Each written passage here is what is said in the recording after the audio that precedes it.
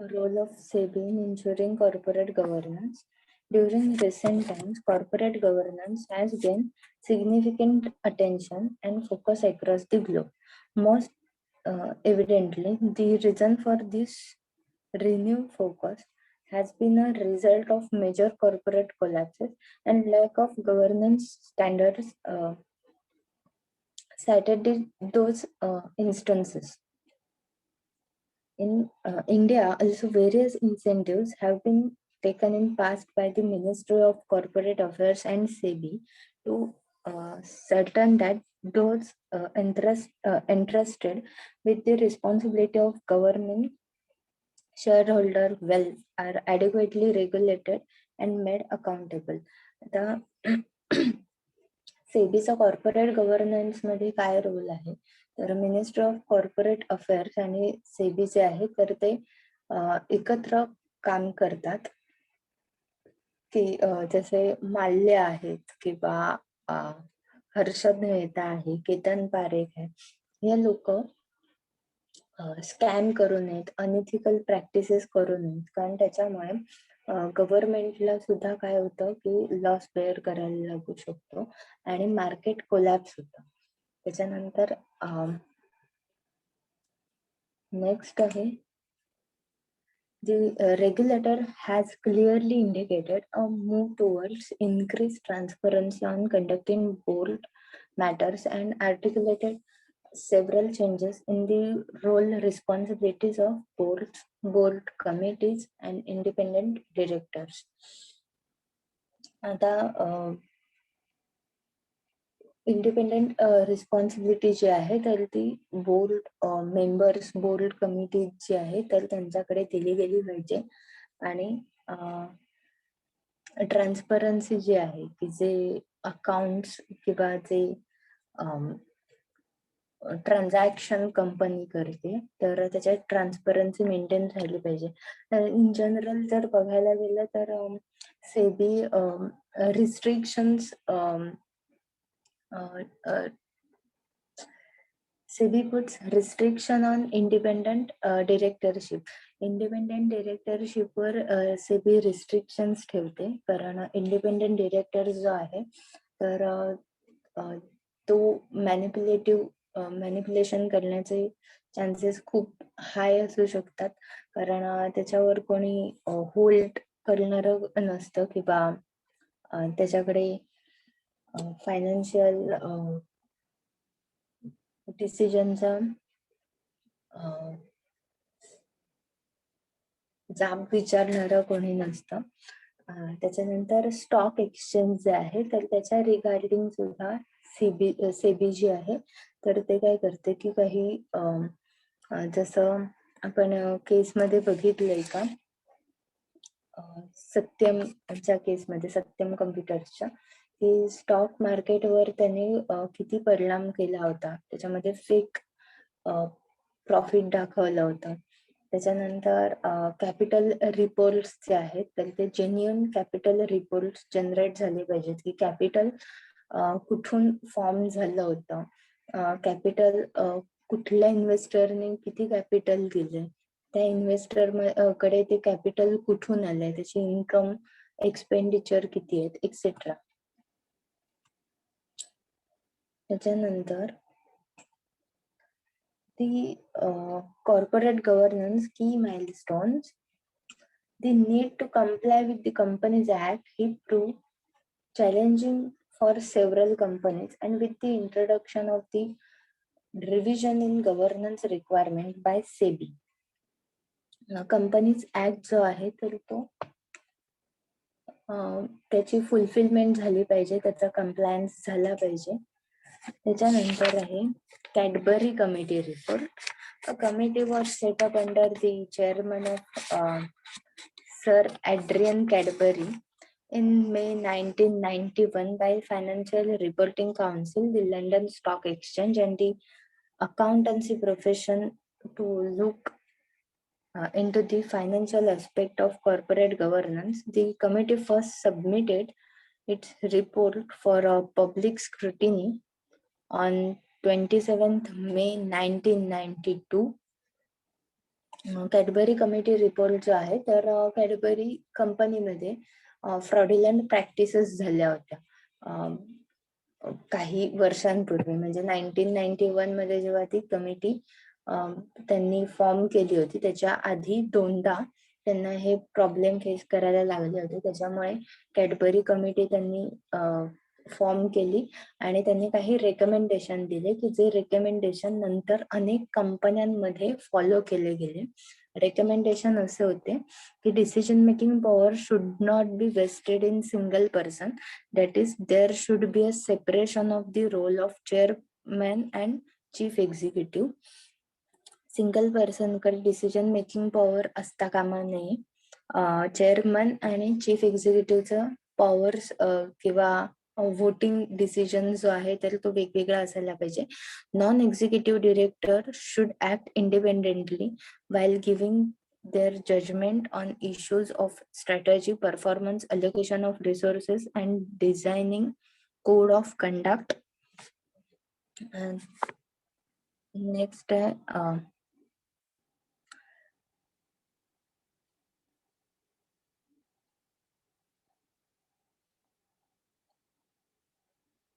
a majority of directors should be independent, non-executive directors. That is, they should not have any financial interest in the company.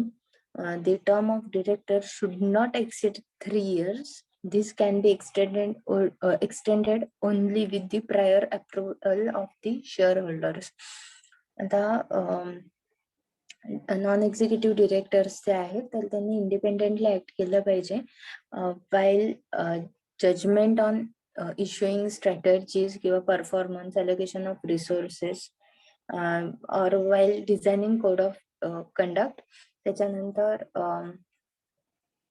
Financial interest जो आहे तर तो पण त्याच्यामध्ये पण independently त्यांनी वर्क केलं पाहिजे एक्झिक्युटिव्ह आणि नॉन एक्झिक्युटिव्ह डिरेक्टर्सनी. त्याच्यात डिरेक्टर्स जे आहेत तर ते 3 वर्षापेक्षा जास्त असता कामा नयेत. त्यांच्या ड्युटीज किंवा डिरेक्टर्स जे आहेत तर ते वेगळे अपॉइंट झाले पाहिजेत. त्याच्यानंतर there should be full transparency in matters relating to directors emoluments. There should be a judicious mix of salary and performance related pay. Full transparency maintain केली पाहिजे की रिलेटेड टू सॅलरी आणि परफॉर्मन्स पे असतील त्याच्यामध्ये. त्याच्यानंतर remuneration committee made up wholly and or largely to non executive directors should decide on the pay of executive directors. Remuneration committee जी आहे तर ती प्रॉपरली फॉर्म केली पाहिजे. एक प्रॉपर स्ट्रक्चर असायला पाहिजे त्याच्यासाठी. तर interim company report should give the balance sheet information and though be reviewed by the auditor. Balance sheet जी आहे तर ती प्रॉपरली मेंटेन केली गेली पाहिजे. प्रत्येक शेअर होल्डरला कंपनीचे जे काही एक्सपेन्सेस आहेत तर ते कळायला पाहिजेत, प्रॉफिट कळायला पाहिजे आणि ऑडिटर कडून ऑडिटिंग करून घेतलं गेलं पाहिजे कंपनीच्या सगळ्या बॅलन्स शीट किंवा जे काही अकाउंट्स असतील त्याचे. The pension fund should be manage distinct from the company. Pension fund properly maintain करायला पाहिजे. There should be professional and objective relationship between the board and the executives. Information regarding the audit fees should be made public and there should be regular rotation of auditors. Auditors पण regular rotation असायला पाहिजे आणि audit fee त्यांनी किती दिली हे पण कळायला हवं इन्व्हेस्टर्सना.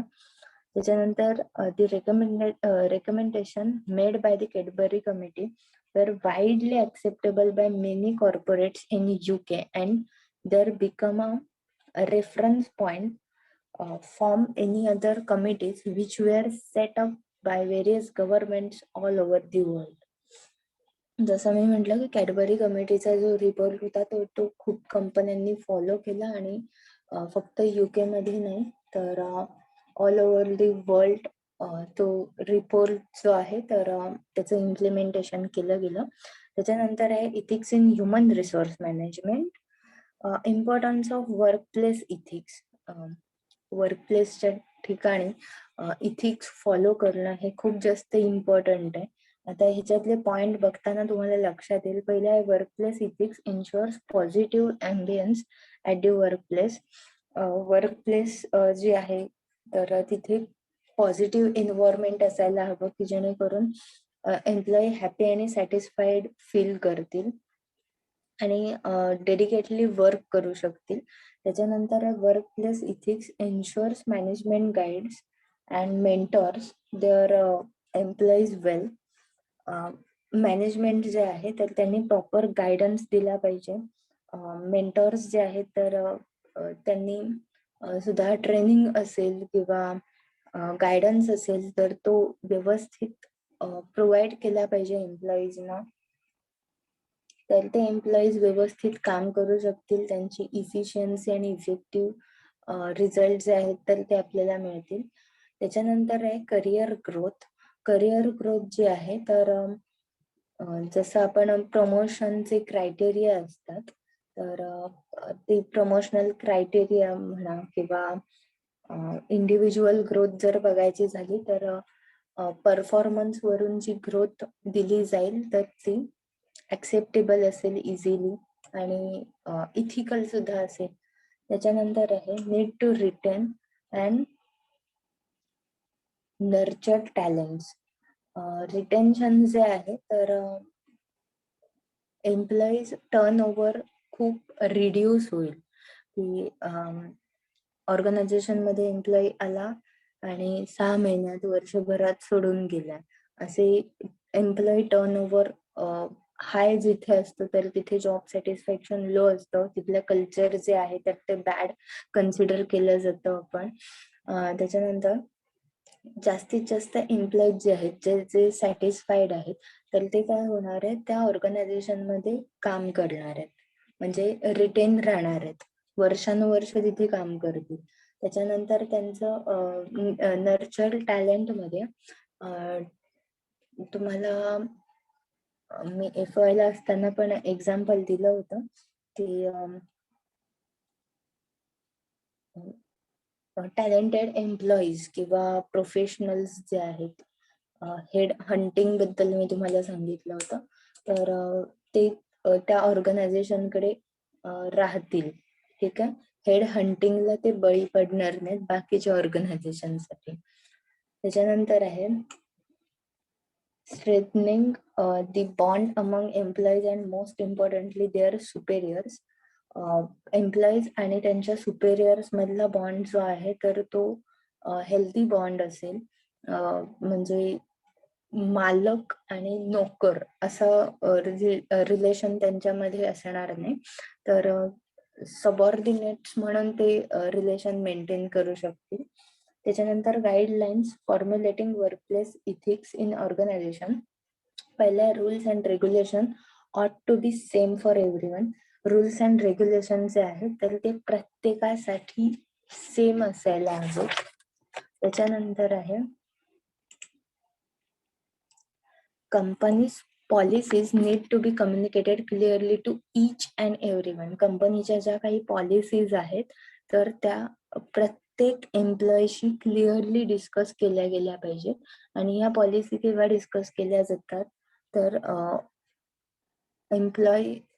कॅन्डिडेट ऑर्गनायझेशन मध्ये एंटर झाला, त्याचे जे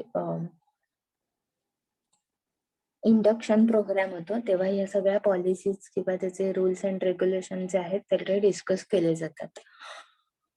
An organization ought to respect its employees to expect the same in return. Employees चे जे एक्सपेक्टेशन आहे तर ते ऑर्गनायझेशनने कन्सिडर करायला हवेत की जर ते काम करतायत, ठीक आहे, डेडिकेटली वर्क करतायत खूप तास किंवा आउट ऑफ दी वे जाऊन किंवा कंपनीला गरज आहे तर तेव्हा सुद्धा पार्ट टाइम काम करून ते जर कंपनीसाठी काम करतायत तर लीव्ह हा त्यांचा राईट आहे, तर तो पण दिला गेला पाहिजे. पेड लिव्ह असतील, अनपेड लिव्ह आहेत, जे काही असेल तर तो त्यांचा राईट आहे. किंवा त्यांना कामाच्या मोबदल्यात इन्सेंटिव्ह असतील अपार्ट फ्रॉम सॅलरी, त्यांनी जे एक्स्ट्रा वर्क केलं त्याच्यासाठी इन्सेंटिव्ह प्रोव्हाइड करणं. त्याच्यानंतर organisation should not expect employees to attend office 365 days a year. ऑर्गनायझेशनने असं एक्सपेक्ट करता कामा नये की वर्षाचे 365 दिवस एम्प्लॉईज येऊन काम करतील. ठीक आहे. त्याच्यानंतर ह्युमॅनिटी दाखवली पाहिजे आणि कन्सिडर केलं गेलं पाहिजे त्या लोकांना ऍज अ ह्युमन बिईंग म्हणून. त्याच्यानंतर आहे give employees the space they require. त्यांना जी स्पेस हवी आहे एम्प्लॉईजना, तर ती त्यांना प्रोव्हाइड केली पाहिजे. फॉर एक्झाम्पल, त्यांच्या रोल्स अँड रिस्पॉन्सिबिलिटीज जर त्यांना माहिती होत, तर त्यांना त्यांच्या एरियामधला तो फ्री हँड जो आहे तर तो दिला पाहिजे. त्यांना त्यांच्या पद्धतीने काम करून दिलं पाहिजे. कंटिन्युअस सुपरविजन असेल किंवा स्ट्रिक्टनेस जो आहे तर तो असता कामा नये.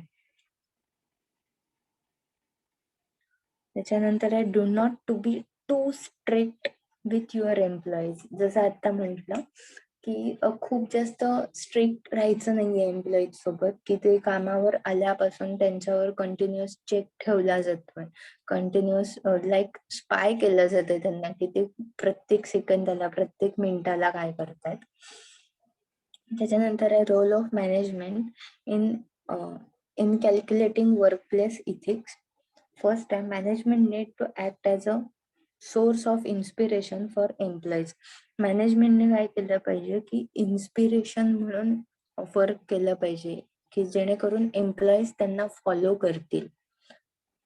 त्याच्यानंतर आहे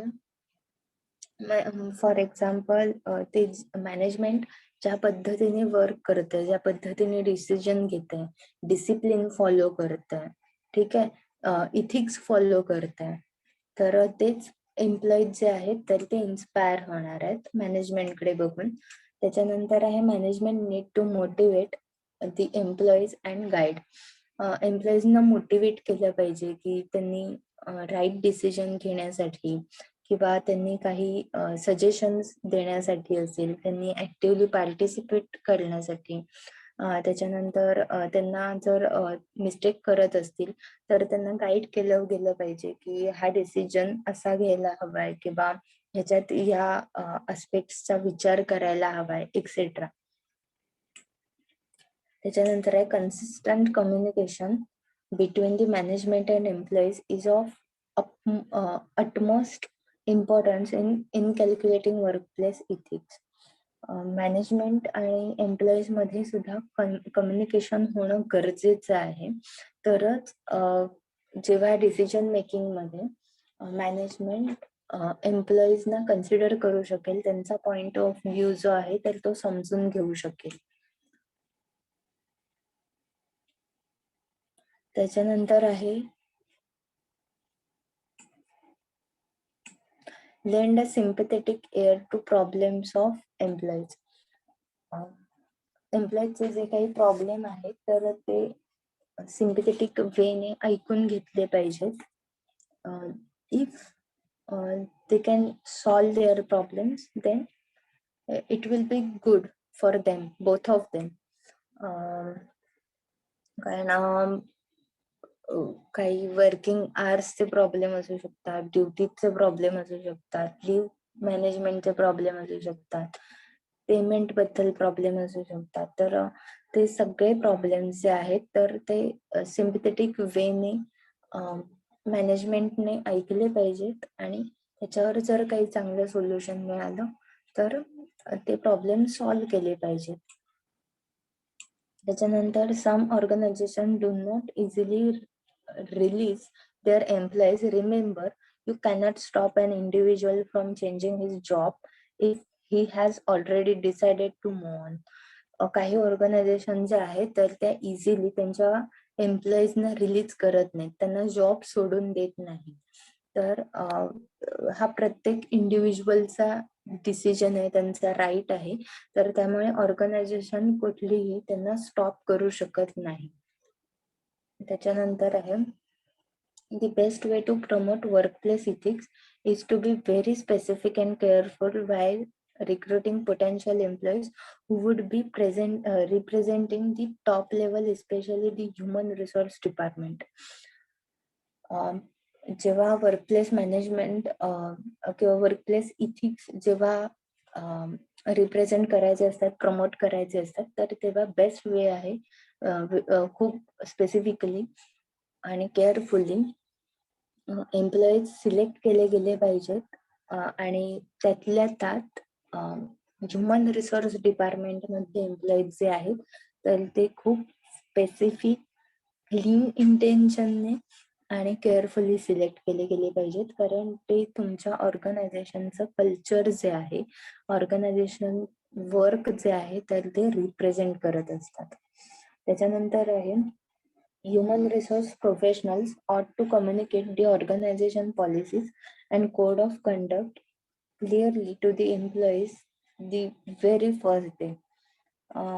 ह्युमन रिसोर्स मॅनेजर जे आहेत किंवा प्रोफेशनल्स जे आहेत तर ते पहिल्याच दिवशी एम्प्लॉईजला कोड ऑफ कंडक्ट किंवा पॉलिसीज ज्या आहेत तर त्या क्लिअर करतात. जसं मी म्हटलं की इंडक्शन प्रोग्राम जो प्रोव्हाइड केला जातो एम्प्लॉईजसाठी तर ते याचसाठी असतो की कंपनीच्या पॉलिसीज, इथिक्स, कंपनीची हिस्ट्री, त्यांचं वर्क कल्चर त्यांना कळावं. त्याच्यानंतर आहे no employee should be given special treatment. कुठल्याही एम्प्लॉईला स्पेशल ट्रीटमेंट दिली केली नाही पाहिजे.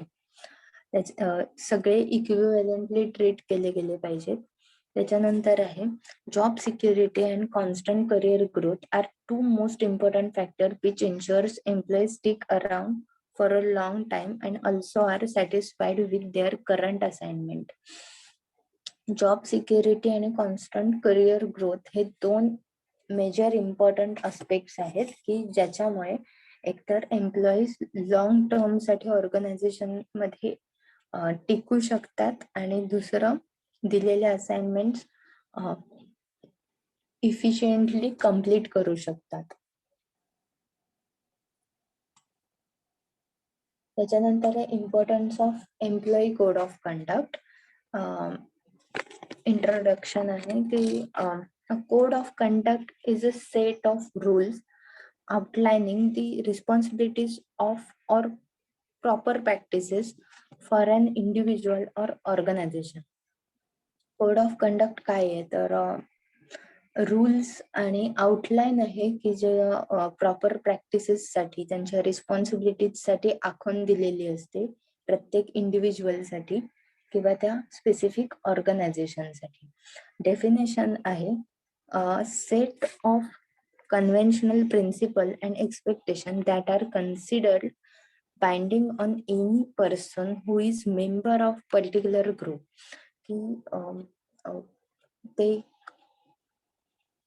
पर्टिक्युलर प्रिन्सिपल असतील किंवा एक्सपेक्टेशन जे आहेत की त्या स्पेसिफिक ऑर्गनायझेशन मध्ये किंवा ग्रुप ऑफ पर्टिक्युलर ग्रुपच्या मेंबरसाठी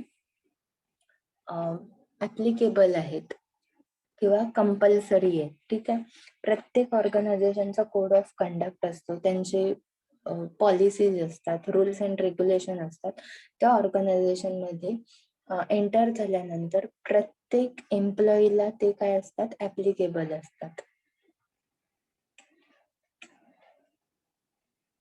features of code of conduct. First, return or implied. सगळे कोड ऑफ कंडक्ट जे आहेत तर ते रिटर्न फॉर्म मध्ये असतात. पेनल्टीज. कोड ऑफ कंडक्ट जर ब्रेक झाले तर त्या पर्सनला जी पेनल्टी लागणार आहे ती पण मेन्शन केलेली असते आणि अशी पेनल्टी इम्पोज सुद्धा करता येते. त्याच्यानंतर आहे प्रोफेशनल बिहेवियर. त्याच्यामुळे प्रोफेशनल बिहेवियरची गाईडलाईन जी आहे किंवा एक्सपेक्टेशन काय आहेत तर ते त्या मेंबरला समजू शकतात. त्याच्यानंतर voluntary in nature. Code of conduct जे आहे तर ते बेटरमेंट ऑफ ऑर्गनायझेशनल फंक्शन साठी आहे. तर काही code of conduct voluntary in nature आहेत, काही कंपल्सरी आहेत. त्याच्यानंतर बिल्ड ट्रस्ट. जर कोड ऑफ कंडक्ट असतील तर इक्वॅलिटी जी आहे तर ती मेंटेन केली जाते. डिसिप्लिन येतात. नेक्स्ट पॉइंट आहे ब्रिंग्स डिसिप्लिन. आणि ह्याच्यामुळे कंपनी बद्दल असेल किंवा त्या कंपनीच्या एम्प्लॉईज बद्दल ट्रस्ट बिल्ड होतं. त्याच्यानंतर आहे diagrammatic representation of code of conduct. आता त्याच्यात 3 पॉइंट जे आहेत, हा पॉइंट आहे प्रिन्सिपल्स, व्हॅल्यूज आणि प्रॅक्टिसेस. या 3 गोष्टींभोवती कोड ऑफ कंडक्ट जो आहे तर तो डिपेंड करतो. त्याच्यानंतर आहे importance and benefit of code of conduct. First आहे focuses on unexpected ethical behaviour. Focuses on expected ethical behaviour. की एक्सपेक्टेड इथिकल बिहेवियर काय आहे त्याच्यावर फोकस करून ते बनवले जातात, की जेणेकरून एम्प्लॉईजना कळेल की या ऑर्गनायझेशनचे इथिक्स, व्हॅल्यूज काय आहेत, त्याचे एक्सपेक्टेशन काय आहेत. त्याच्यानंतर emphasises laws and rules. Law आणि रूल्स जे आहेत तर ते फॉलो केले जातात, त्याच्याबद्दल लिहिलं जातं. जसं की कॉन्फ्लिक्ट रिलेटेड असेल किंवा ब्रायबरीच्या रिलेटेड असेल, कॉन्फिडेन्शियल इन्फॉर्मेशनच्या रिलेटेड असेल. त्याच्यानंतर आहे प्रोफेशनल ॲटिट्यूड. त्याच्यासाठी सुद्धा हेल्पफुल असतं. त्याच्यानंतर आहे बेटर इंटरॅक्शन. बेटर इंटरॅक्शन मध्ये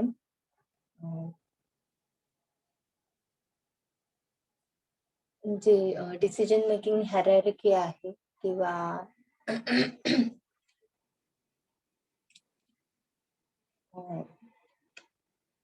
चेन ऑफ कमांड आहे तर ती फॉलो करण्यासाठी म्हणजे कुठला प्रॉब्लेम आल्यावर कुठल्या पर्सनशी इंटरॅक्ट केलं पाहिजे,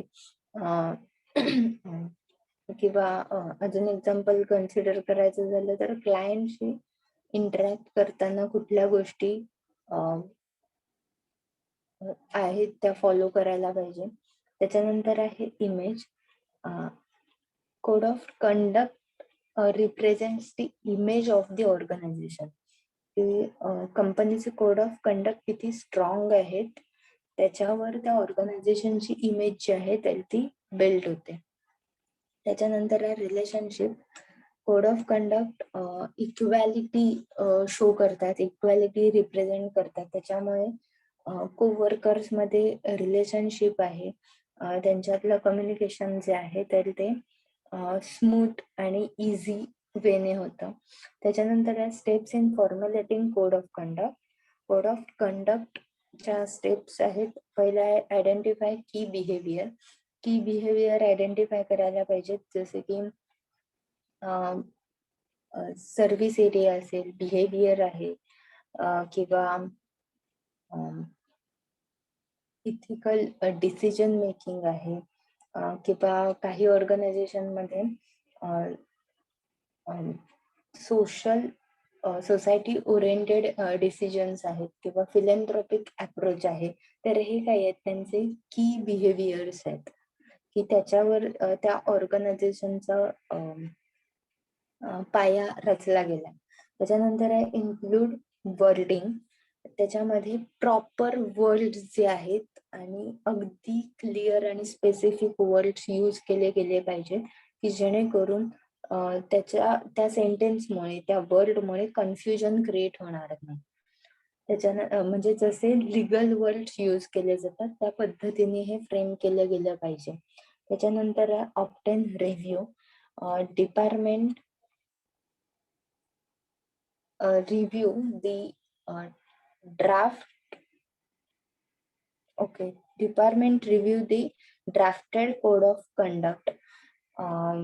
लीगल डिपार्टमेंट जे आहे तर कोड ऑफ कंडक्ट रिव्ह्यू करतं. त्याच्यात जर काही चेंजेस असतील, त्याच्यात काही करेक्शन्स असतील तर ते त्याच्यामध्ये सजेस्ट केल्या जातात. लीगल डिपार्टमेंट कडून अप्रुव्हल घेतल्यानंतर कोड ऑफ कंडक्ट जे आहे तर ते अप्रूव्ह होतात. त्याच्यानंतर आहे announce and distribute. Ensure each employee has a copy of code of conduct. प्रत्येक एम्प्लॉईकडे त्या कोड ऑफ कंडक्टची कॉपी असायला पाहिजे आणि ती त्यांना ऑर्गनायझेशन मध्ये जॉईन झाल्यावर इंडक्शन प्रोग्रामच्या वेळेलाच दिली जाते. त्याच्यानंतर how does good ethics promote good business. Explain role of professional management for creating goodwill business. Good ethics is a good business. This suggests the importance of ethics in business. It provides protection, justice, and fair treatment to ethical business is equally profitable. Business should therefore support the concept of business ethics. Business ethics is important to business community, consumer, and the society at large. The most common belief that good ethics is good business is true. Businessmen have economic power which they can use for making the life of people happy or miserable. Businessmen should conduct business in fair and ethical manner and make people happy. This is good business and good ethics. Businessmen may earn quick profits through unethical practices. Along with this is they may also invite customer uh, displeasure, government control, and non-cooperation from the employees. These factors harm the future prospect of business. Business will not get support from the society when justice is not done to different social groups. It is uh, rightly said that honesty is the best policy and also beneficial in long term. Businessmen should not be short-sighted. They should have vision and foresight. They should be fair to all social groups and offer them benefit and happiness. Ethical values should not be discarded in any human activity, and business should not run after profit maximization at any cost. They should support ethical values and while managing business activities. आता good ethics in good business हे जे sentence आहे तर ते एकदम correct आहे की जे जर चांगल्या इथिकल प्रॅक्टिसेस असतील एखाद्या बिझनेसचा तर तो बिझनेस नेहमी चांगलाच असणार आहे. मग त्याच्यामध्ये बिझनेस पर्सनने लॉंग टर्मचा विचार केला पाहिजे. Honest is the best policy हे फॉलो केलं गेलं पाहिजे. त्याच्यामुळे सेफ प्रोडक्ट्स जे आहेत, सेफ सर्व्हिसेस ज्या आहेत तर त्या प्रोव्हाइड करायला पाहिजेत. त्याच्यानंतर फक्त प्रॉफिट मेकिंगचा विचार करून त्याच्यामध्ये काहीतरी मॅनिप्युलेटिव्ह प्रॅक्टिसेस करणं किंवा फेक आणि फ्रॉड्युलंट प्रोडक्ट मार्केटमध्ये प्रोव्हाइड करणं, एम्प्लॉईजना फसवणं, या गोष्टी ज्या आहेत तर त्या चांगल्या बिझनेस ने किंवा गुडविल क्रिएट करायचं असेल तर या गोष्टी करायच्या नाहीत. त्याच्यानंतर आहे measures to provide ethical conduct of business. त्याच्यामध्ये 3 मेन आस्पेक्ट आहेत. ऑल दी इन्स्टिट्यूशनल लेवल आहे, ऍट दी सोसायटी लेवल आहे आणि ऍट दी गव्हर्नमेंट लेवल आहे.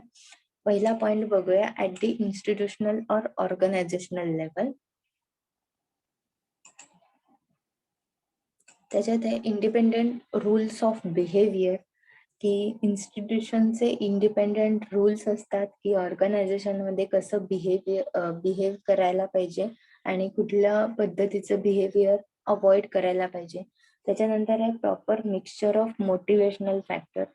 मोटिवेशनल फॅक्टर्स मध्ये रिवॉर्डच्या रिलेटेड असेल किंवा इन्सेंटिव्हच्या रिलेटेड प्रमोशनल बेनिफिट्स जे आहेत तर त्याच्या रिलेटेड डिटेल इन्फॉर्मेशन दिलेली असते की तुम्ही कुठल्या पद्धतीचा परफॉर्मन्स केल्यानंतर तुम्हाला इन्क्रीमेंट, प्रमोशन किंवा इन्सेंटिव्ह मिळतील.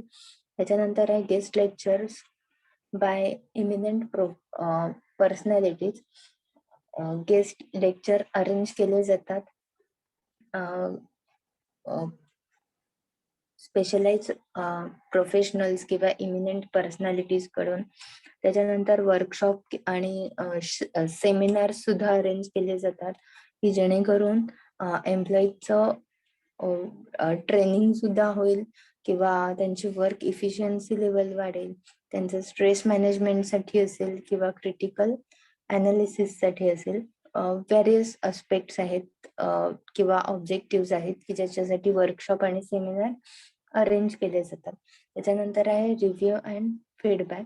रिव्ह्यू अँड फीडबॅक प्रोग्राम मध्ये एम्प्लॉईज कडून code of conduct programme related feedback घेतला जातो आणि त्याच्यात अकॉर्डिंगली चेंजेस केले जाऊ शकतात.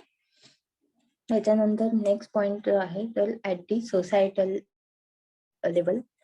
फर्स्ट आहे इन्व्हेस्टर पार्टिसिपेटरी प्रोग्राम.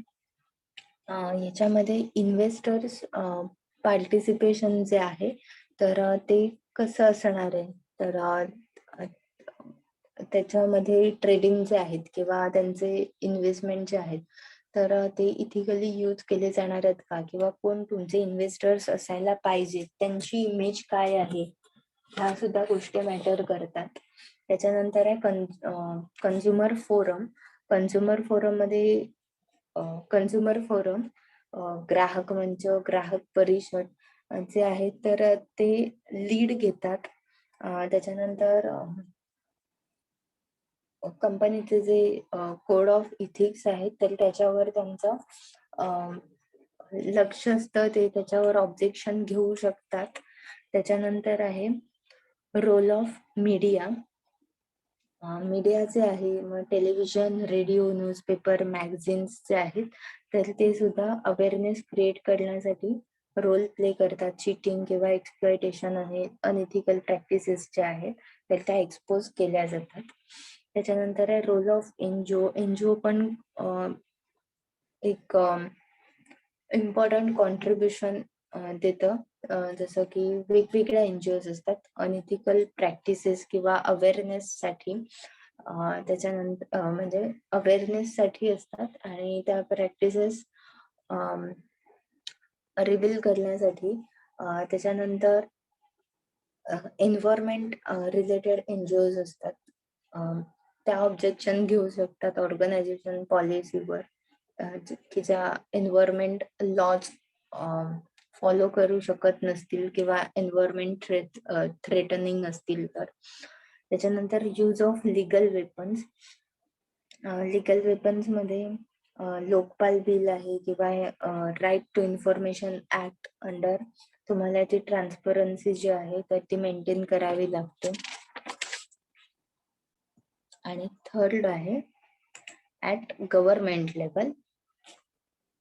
त्याच्यामध्ये प्रॉपर इम्प्लिमेंटेशन ऑफ लॉ. जे लॉज आहेत, इंडस्ट्रियल लॉ असतील, कंपनी लॉ असतील, स्टॅच्युटरी कंप्लायन्स लॉ असतील, एन्व्हायरमेंट रिलेटेड लॉज असतील, जेवढे सगळे लॉ आहेत तर ते फॉलो केले गेले पाहिजेत. त्याच्यानंतर abolition of outdated requirements. Outdated requirements जे आहेत तर म्हणजे त्याच्यातले लूप होल्स जे आहेत तर ते अबॉलिश केले गेले पाहिजेत, कारण लॉ मध्ये पण पळवाटा असतात. त्याच्यानंतर आहे rapid action against criminals. Criminal against लगेचच ऍक्शन घेतल्या पाहिजेत, स्ट्रिक्ट ऍक्शन घेतल्या पाहिजेत, जसं की हॅरॅसमेंट सारख्या केसेस असतील. त्याच्यानंतर facilitation of social reformist.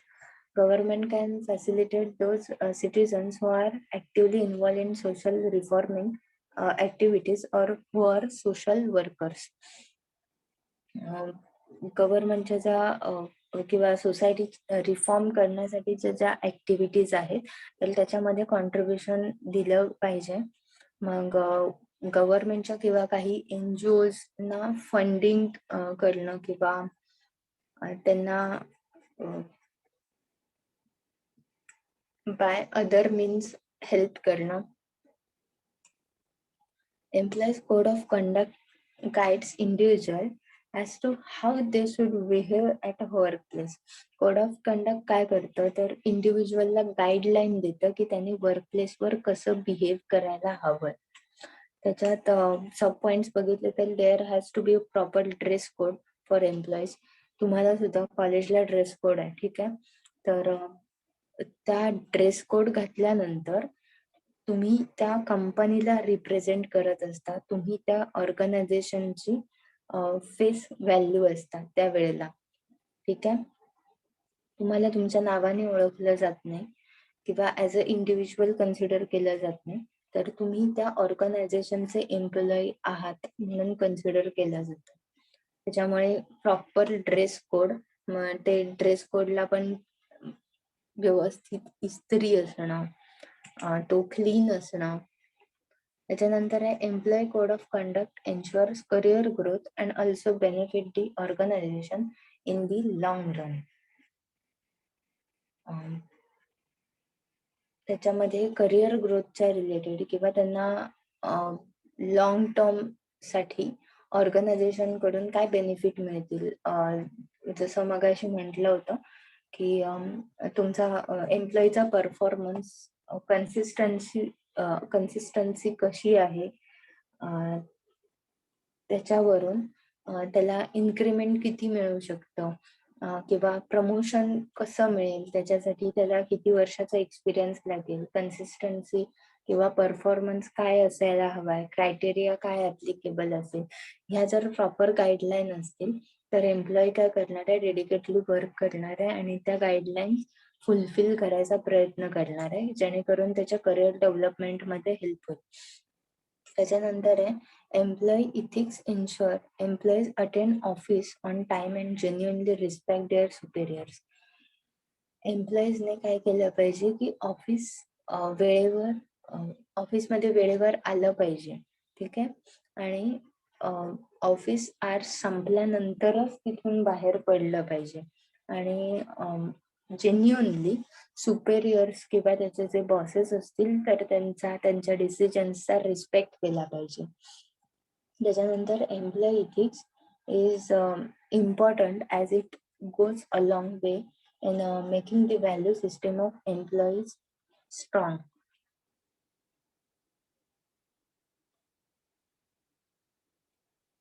Employee ethics खूप इम्पॉर्टंट आहेत कारण ते त्यांची व्हॅल्यू सिस्टीम आहे ॲज अ एम्प्लॉई त्या ऑर्गनायझेशनमध्ये. तर ती बिल्डअप करतात, ती स्ट्रॉंग करतात. त्याच्यामुळे त्यांची ऑर्गनायझेशन बद्दलची असलेली अटॅचमेंट आणि लॉयल्टी आहे तर ती इम्प्रूव्ह होते, इन्क्रीज होते. त्याच्यानंतर ethical issues in HR. Ethical issues आहेत HR मध्ये सुद्धा. त्याच्यात कॅश अँड कॉम्पेन्सेशन प्लॅन जे आहेत तर ते प्रॉपरली प्लॅन केले गेले पाहिजेत, इन्सेंटिव्ह प्लॅन. कारण सॅलरीमध्ये जर डिस्क्रिमिनेशन असेल तरी सुद्धा एम्प्लॉईज जे आहेत तर त्यांच्यामध्ये कॉन्फ्लिक्ट तयार होतील, ठीक आहे. म्हणजे सेम लेवलला जॉब करणाऱ्या लोकांमध्ये कॉम्पेन्सेशन जे आहे तर ते त्याच लेवलचं मिळायला हवं. म्हणजे समजा जर क्लेरिकल डिपार्टमेंटमध्ये 4 लोक काम करत आहेत, त्यांना पगार जो आहे तर एकाला 8,000 मिळतोय, दुसऱ्याला 10,000 मिळतोय, तिसऱ्याला 11,000 मिळतोय आणि हा एक्सपिरियन्स बेसवर नसेल तर कॉन्फ्लिक्ट क्रिएट होऊ शकतात. त्याच्यामुळे कॉम्पेन्सेशन अँड बेनिफिट पॉलिसीज ज्या आहेत तर त्या स्ट्रॉंग असायला पाहिजेत. त्याच्यानंतर आहे race, gender and disability. Competition असेल किंवा जेंडर असेल. आता UK जर बघायला गेलं तर जेंडर इक्वॅलिटीच्या बाबतीत ते अजूनही मागे आहेत, की एकाच लेवलवर काम करणारी जी लोक आहेत तर त्यांच्यात बायफर्गेशन केलं जातं ड्यू टू जेंडर. समजा आत्ता जसं एक्झाम्पल दिलं क्लेरिकल पोस्टचं, तर एकाच पोस्टवर काम करणारे 2 पर्सन, ठीक आहे. एक लेडी आणि एक जेंट्स असेल. जेंट्सला जर 15,000 युरोज मिळत असेल तर त्या लेडीला, ती लेडी आहे तिची वर्किंग ॲबिलिटी किंवा कपॅसिटी कमी आहे कन्सिडर करून तिला 12,000 युरोज पेमेंट दिलं जातं. ठीक आहे. किंवा एखादा पर्सन डिसेबल असेल तर त्याची वर्किंग कपॅसिटी कमी आहे म्हणून त्याला कमी पेमेंट देणं, ह्या गोष्टी करायच्या नाहीयेत. हे प्रॉब्लेम आहेत, इथिकल प्रॉब्लेम आहेत HR मधले. त्याच्यानंतर एम्प्लॉयमेंट इश्यूज आहेत की एम्प्लॉईजना हायर करताना काही रेफरन्सेस किंवा रेकमेंडेशनमुळे त्यांना हायर केलं जातं किंवा कोणाचे तरी टॉप एक्झिक्युटिव्हचे किंवा फॅमिली फ्रेंड आहेत किंवा त्यांचे कोणीतरी रिलेटिव्ह आहेत, तर त्या प्रेशरमुळे त्यांना हायर केलं जातं.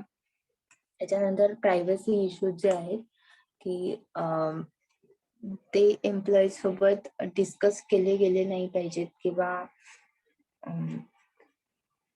एम्प्लॉईजचा सगळा डेटा जो आहे तर तो HR डिपार्टमेंटकडे असतो. ते ऑपरेट करू शकतात, तर त्या डेटाचा त्यांनी मिसयूज नाही केला पाहिजे. आणि लास्ट पॉइंट आहे ethical leadership.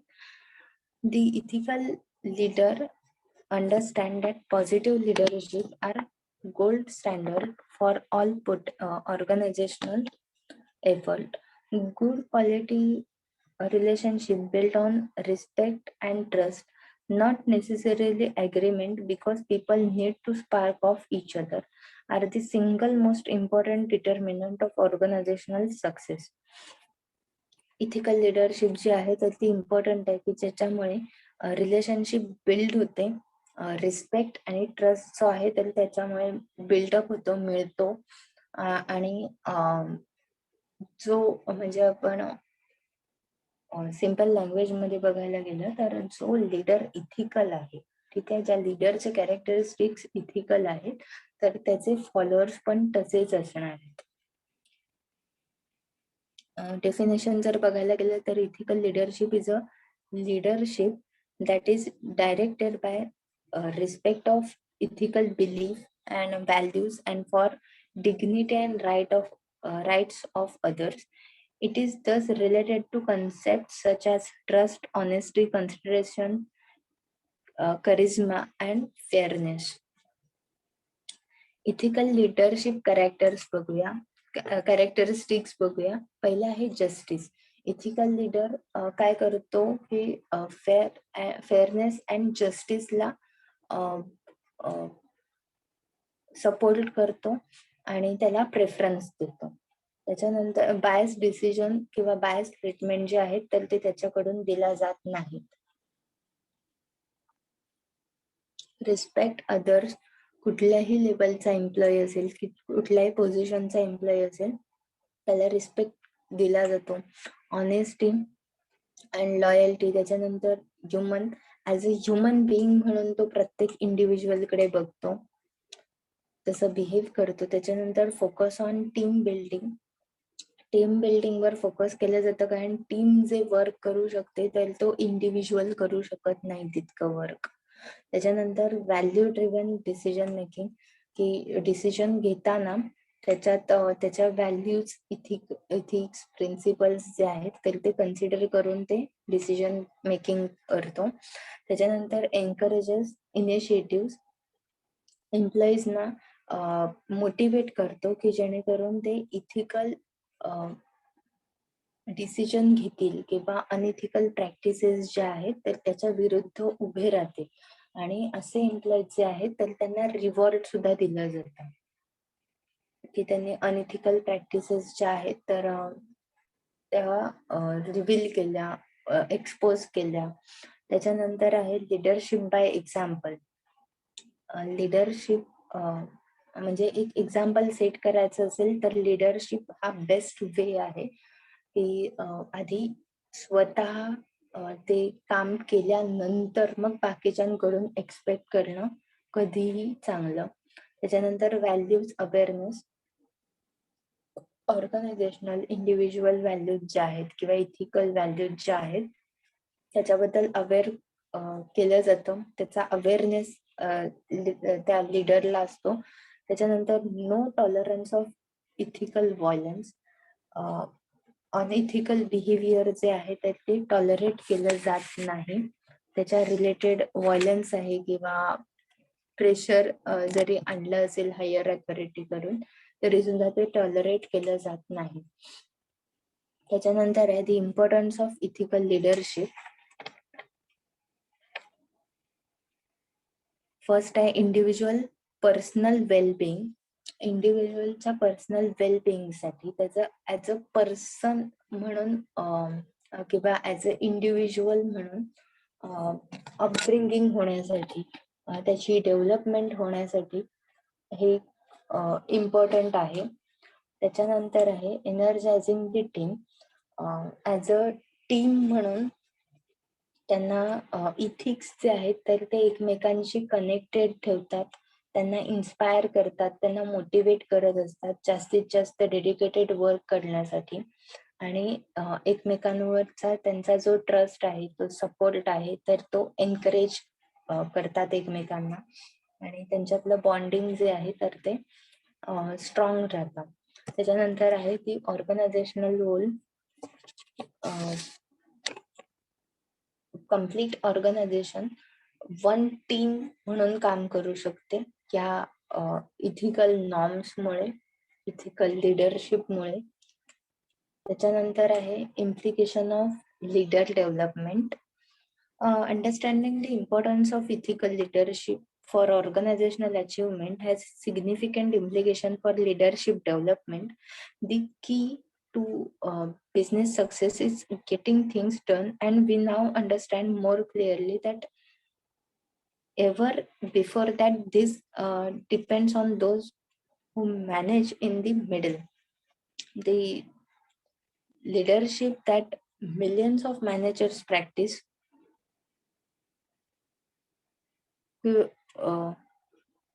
quite modest behind the scenes is more persuasive and more effective than the bold heroic leadership we associated with the CEOs and the other top leaders. Leadership development program मध्ये strong impact असतो ethical लीडरचा. तर त्याच्यामुळे बाकीचे जे आहेत तर ते बाकीचे एम्प्लॉईज त्या पर्सनला फॉलो करणार आहेत आणि असेच लीडर्स पुढे तयार होणार आहेत. त्यांच्या लिडरशिप मध्ये थोडे चेंजेस असू शकतील. त्यांच्यामध्ये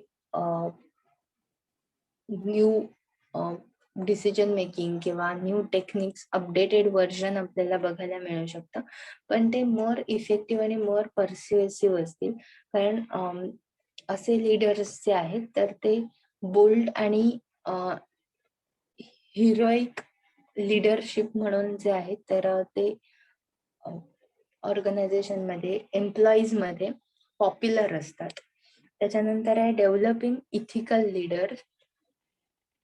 इथिकल लीडर्स कसे डेव्हलप होणार तर exhibit 1 the ethical leadership skills, ethical competence skills, personal record form, personal ethical competence.